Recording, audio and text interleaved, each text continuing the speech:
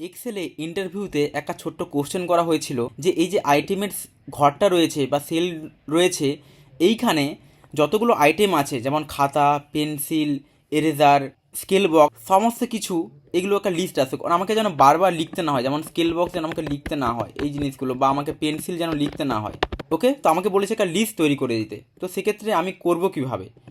সেটা হচ্ছে যে পুরো এরিয়াটা সিলেক্ট করতে পারি যেখানে আমাদের লিস্ট দরকার। আইটেমের সেলটা সিলেক্ট করলাম, আমি চলে যাব ডেটা ট্যাবে, এবং এখানে একটা ছোট্ট মেনু আছে যার নাম হচ্ছে ডেটা ভ্যালিডেশন।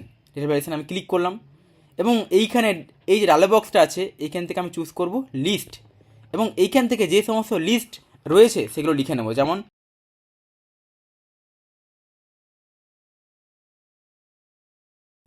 আমি যতগুলো লিস্ট সব কিছু লিখে দিয়েছেন, প্রত্যেকটা লিস্টের পরে একটা কমা দিয়েছি, মানে প্রথম পেন্সিল তারপরে কমা খাতা, এইভাবে করে দেওয়ার পরে আমি ওকে করলাম।